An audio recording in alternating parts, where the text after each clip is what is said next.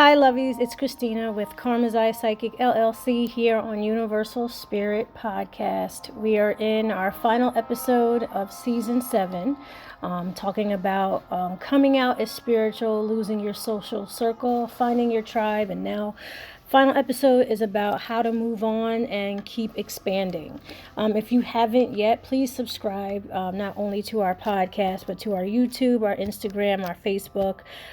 We're everywhere. We're also on udemy.com, and you can always find us at www.karmaseyepsychic.com. All right, lovey. So let's start from the beginning. We spoke about coming out as spiritual. Either you did not have a previous stronghold on religion. You might have had a stronghold on a culture. And then you decided that you knew that you were seeking something different, craving something more on a spiritual level rather than on a fixed variable, so to speak, of religion or just a set or fixed way of living. And then, we talked about how we feel about setting that boundary, knowing that difference, and really feeling empowered about, not just feeling special, but really heightening up our self-esteem, our self-love, our empowerment, and also, just taking responsibility for self and understanding that you control the self and that you are now willing and able to not only take accountability for self, but find the tools within you to, expand on yourself so you can expand in the world around you. Then we spoke about losing your social circle, because more often than not, once we do come out of what we call this spiritual closet, so to speak, the people that were originally around us do tend to change.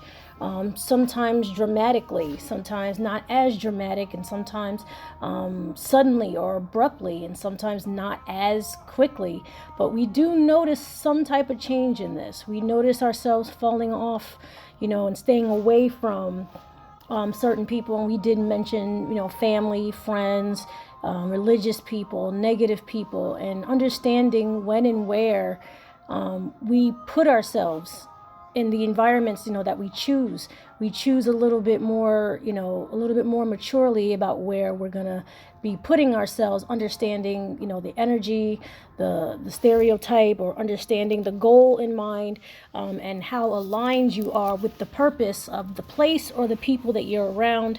And it does change dramatically your social circle. And then it does come about to, lose friends, even lose family members. And I even equated it to how people have dramatically dropped off of our compass because of, political divisions in this country for the last couple of years. It's kind of the same when you come out as spiritual. It's kind of like you end up on the west side and now they're on the east side, and now it's like you live in two separate worlds, and it's more obvious to the eye, though you already knew you already lived in two separate worlds. You're just claiming it, and you're stepping out, and you're like unafraid to be alone, or whichever. Then we spoke about finding our tribe, the people that we decide to be around after the fact, how we seek them out, how we find them, how we figure out we're in alignment with them, figuring out our own alignment and understanding what's within, what brings us joy, what brings us passion, what brings us purpose, or what brings us, anything that motivates us to do anything, to see who vibrates on that same level with us, who has the, in common with us on basically any level, but mostly on levels that help enhance us, make us better, make us more awake, and make us more aware. So now we're going to talk about moving on. Whether or not you found a tribe, whether or not that you lost friends, and whether or not you came out the way you wanted to, because we probably didn't talk about some epic fails of coming out, right? Because sometimes it doesn't always come out right. Of telling people like, hey, I know I was a devout Christian for like 20 years, but I decided I want to be a shaman, and I decided I want to be a yogi, and I decided I want to be Jewish, or I decided I wanted to be, an eclectic Sufi. Okay, you can Google that and look that up. That is actually a thing. Okay, there's tons and tons of spiritual cultures, tons and tons of spiritual, theologies that people, identify with. So this is about moving on. And then when we talk about finding our tribe, one thing I did mention is like the clothes you'll wear will start to change. Your home will begin to change. And then moving on would be more like being comfortable with this person that you've decided to be. But did you decide to be this way? Were you created this way? Are you falling in line with a natural design? Or is it something that you feel like you are actually in control of? That's a question I would like to have answered. If you guys could just leave comments and subscribe to the podcast. So when we're moving on, right, what are we doing? We're going back to school. We're going back to work. We're living our lives just as we did a couple of days before or weeks before we made this grand decision, right? So now that we are moving on, we have this new concept now that we're in control, right? Some people, it's mind-blowing. Some people, we've already felt it and we've already been taking little steps of control as to why we decided to just be different or to be who we really are. But when you are in a frame of mind where you're not used to having this kind of control, it can be a little overwhelming, right? Because after you decide to completely go south or north or east or whatever direction you want to go in spiritually, you are committed now. Now it's kind of like, I'm going to take what comes with it and I'm going to, be responsible for every step that I take now. It's really a mind fuck for some people, where it's like you start to rehash every decision you've ever made in your entire life now.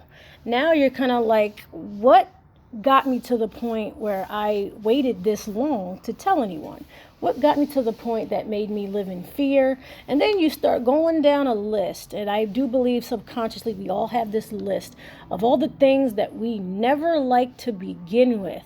People we never liked to begin with. Situations we never liked. Things we don't like to do. And now that we feel that we have this personal freedom, this metaphysical, grand being now, or that we have unleashed or tapped into, now it's kind of like we don't need to do any of those things that we didn't like to do. We don't need to keep going to church. We don't like doing that.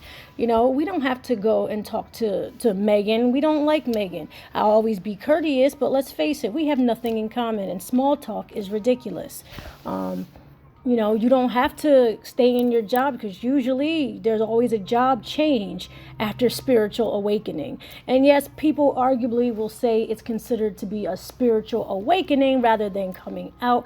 I've already gotten some really weird emails about that. But anyway, however you want to phrase it, spiritual awakening or coming out or whichever, you then start to understand that everything you've done has led you up to this point, and we are responsible for our destinies. We are responsible for the things that have happened in our lives, because if you grew up religious, you were taught that God is in control of everything. So that means everything that goes wrong and everything that goes right, God is in control of it, just as an example. So you feel as though 24 hours a day you have no control.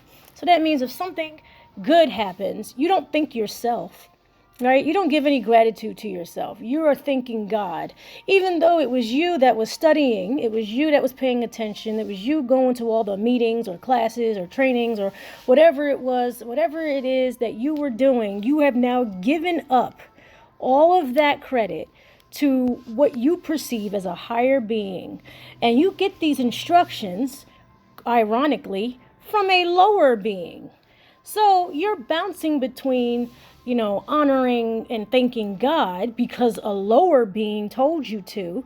And then in your mind, you're kind of like, when and where do I have control over anything? When and where can I take credit for anything? Because society will always have us take credit for all the bad things that we do, right? Because if we fall out of line or we just make a mistake because we're human, right? It's kind of like, oh, you shouldn't have did that. You should have thought about that. You should have. Then there's all this judging that comes out, right? It's like a floodgate opens as soon as you have a thought, or as soon as you say something that you did wrong. It's like you can't find a sympathetic word anywhere. I know subconsciously we know, shit, I'm human. I make mistakes, and I didn't mean to make that mistake, but now I gotta, deal with this or pay for this or whatever. But society has trained us to not make mistakes because of the backlash that we get from society. It's kind of like, oh, well, if you hadn't done that, we probably would have liked you better. We probably would have treated you better. If you had only just been perfect. And let's face it, nobody is perfect. Nobody can be perfect. That's the point of spirituality. Spirituality is so perfectly imperfect, you can make it whatever you want. It's art. It is spiritual art, and the art is you. You are the spiritual path. You are the color, the aura. You are the meditation. You are the manifestation. You are everything and anything you want or you already can be. So when you're taught that making a mistake, makes you martyred or makes you, undesirable, mistakes are part of the beauty. It's part of the beauty. And let's face it, when you make a mistake, it's not really losing, you're learning. You're learning. Okay, if you were to equate it to a baby taking their first steps, where you take your first steps into spirituality, of course you're going to knock a few heads. You're going to run into some creepy people that you think are aligned with you, but they turn out to be complete lunatics. Please comment about that, because I know we've all had that experience, okay? Some people are too left for you. Some people are too right for you. Some people are too light for you. Some people are too dark for you, okay? So then you start to take responsibility to hey, which level of crazy or which level of, spiritual can I handle, or can I, really resonate with? Okay. But when you make a mistake, the first thing as a spiritual person or having a spiritual awakening is that it's all part of the process. You don't have to give up, all your credit to a higher being. You got to give the credit to yourself, because you kick yourself when you're wrong. You should celebrate yourself when you do right. People who do have a good take on self-esteem have really good practice doing this already. So it is kind of baffling to the spiritual community, to people who are very with a very high self-esteem, to not be involved spiritually, because that's one of the biggest keys to unlocking a lot of our successes.